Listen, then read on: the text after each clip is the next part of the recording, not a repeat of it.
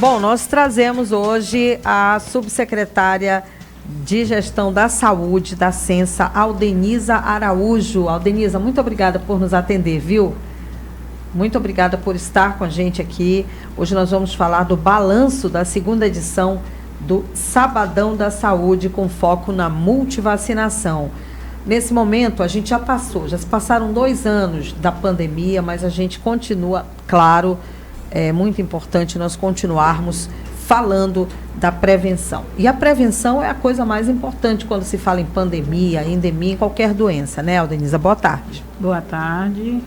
A gente agradece a oportunidade de estar falando desta temática tão importante para a saúde pública de Manaus, do Amazonas e do Brasil como um todo, né?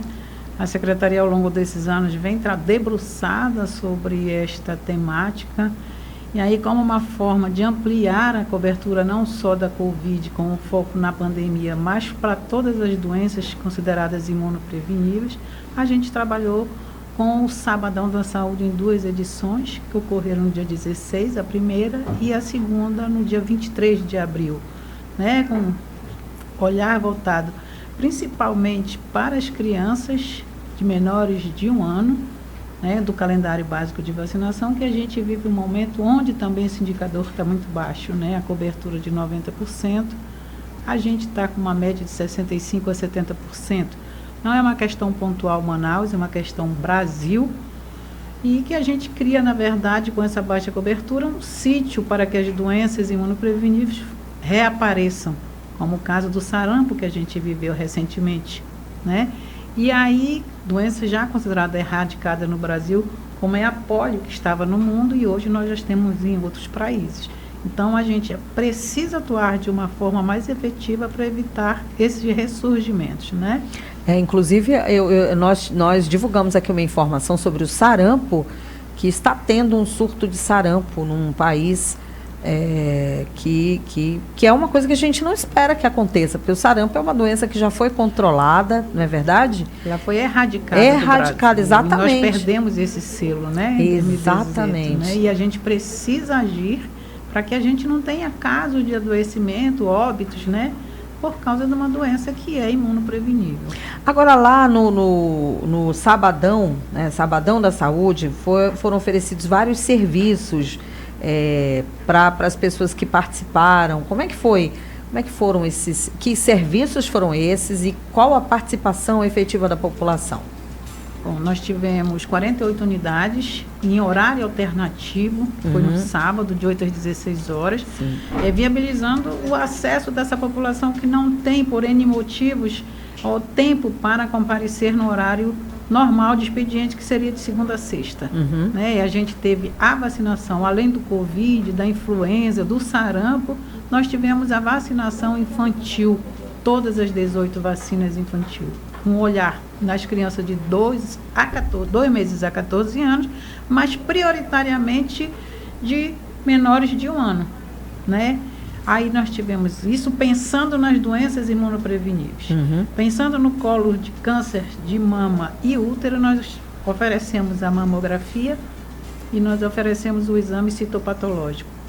Né? E aí nós tivemos uma participação efetiva, foram mais de 23 mil procedimentos realizados dentro dessas ações que nós consideramos prioritárias. Que maravilha. Mas foi muito maior se a gente considerar toda e qualquer ação que for desenvolvida nesse sábado, como ações de prevenção da hanseníase, da tuberculose, testes rápidos. Então foi muito além, então foi uma boa receptividade por parte da população em geral. A vacina contra a influenza, por enquanto, ela está para os profissionais de saúde, crianças e idosos, não é isso? Profissionais de saúde e idosos a partir de 70 anos. 60 anos. Sim. Exatamente. E o sarampo para os profissionais de saúde. Essa é a primeira etapa. É um público extenso que a gente precisa vacinar e não tem outra forma de se trabalhar organizado senão fazer o escalonamento. Sim. Prioritariamente os idosos por causa da vulnerabilidade e os profissionais de saúde também, que são os que manipulam os casos suspeitos ou ainda silenciosos no dia a dia da sua atividade profissional. E você já tem uma previsão de quando que essa vacina, por exemplo, da influenza vai estar aberta ao restante do público? Agora em maio deve começar. né? Agora maravilha. Em maio, a data a ser definida ainda, mas está bem próximo. A gente tem visto... E a gente aproveita aqui esse momento para chamar o público para comparecer. Nós oferecemos essa vacina em 171 unidades de vacina de saúde, são 171 salas de vacina, além de pontos estratégicos, como o Sambódromo, o Shopping Felipe Dal, o Estúdio 5, Parque da Criança para vacinação infantil, o SESIA, que é um grande parceiro nosso. E assim, ainda, infelizmente, a gente está com uma baixa adesão. Então, a gente clama pelo público para valorizar, porque não tem outro jeito. É a estratégia mais eficiente, mais eficaz, é a vacinação. Agora, com relação à Covid, nós ainda temos alguns casos que se apresentam, né? Apesar de os sintomas estarem mais brandos por conta da própria vacinação, mas a gente ainda sente algumas pessoas se apresentando com a doença, né? Sim, num cenário muito epidemiológico, agora ele está tranquilo, em vista do que a gente viveu desde 2020, 2021, foi assim um excesso de trabalho, uma sobrecarga para todos nós. Hoje a gente vive um momento de tranquilidade num bom sentido. Sim. Tranquilidade, mas de um alerta de 24 horas. Um número bem reduzido de casos, um número de óbitos bem reduzido, mas isso não deixa de ser uma preocupação constante para o gestor municipal. Embora tenha a flexibilização aí das ações preventivas, a gente continua monitorando para tomar as medidas de acordo se apresentar sinalização de curva ascendente desses casos. Então, no momento, ela continua aí, a pandemia não acabou, apenas ela está no momento de tranquilidade. Agora, tem uma questão que a gente observa, que as pessoas ainda se sentem inseguras, né? Algumas delas não deixaram de usar a máscara. Isso é bom, isso é uma forma de prevenção e não há problema nenhum nisso, ao contrário, não é, Aldenisa? Não, continue a usar.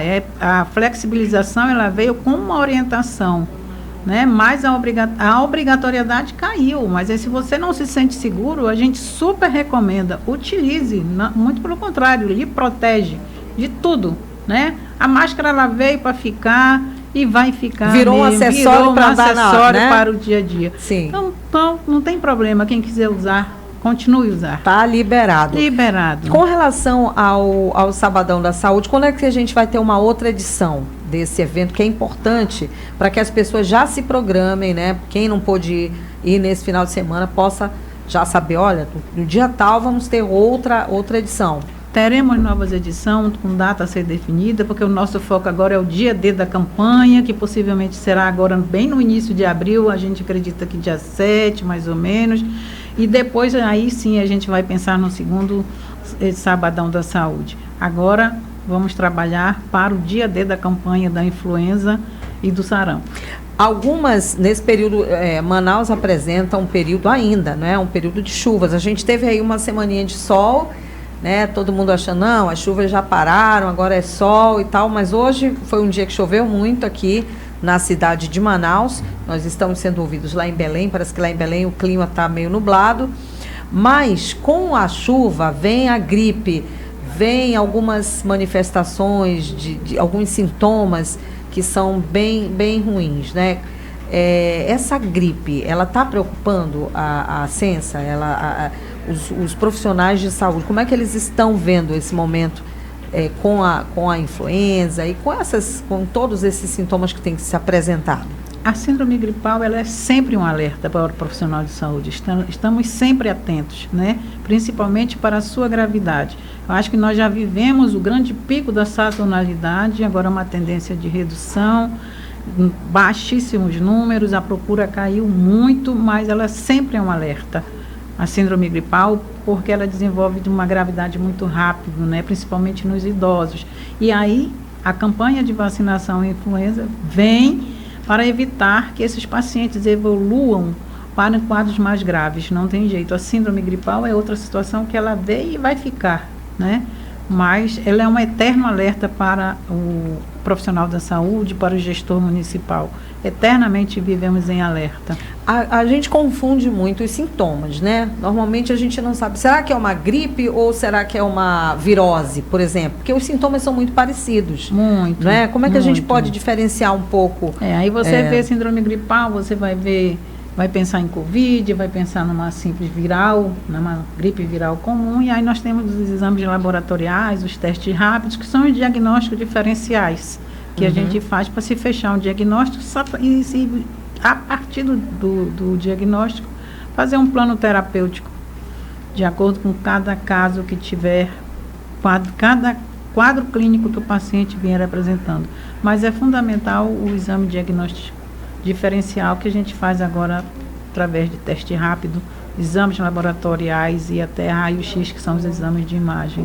Olha, porque eles são muito parecidos, sim, os sintomas, exatamente. Né? Eu quero insistir um pouco nisso, porque é normal. Você sente a coriza, você sente a febre, a dor de cabeça, aí você já fica, exatamente. Será que é Covid? Será? E agora? O que eu faço e tal? E a pessoa corre para fazer o exame de Covid e às vezes não pode ainda fazer. Porque a gente sabe que tem um período certo para se fazer, para que o resultado do exame seja realmente ou positivo ou negativo de acordo com aqueles dias, né?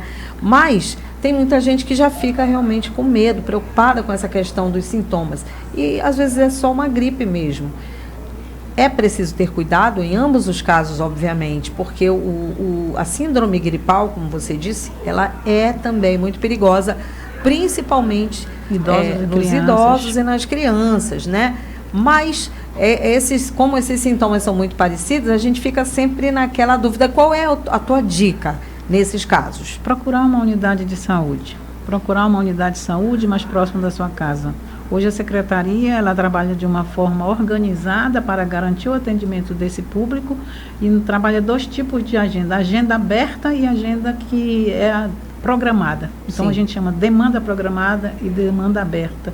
E essa demanda aberta é justamente para atender esse público.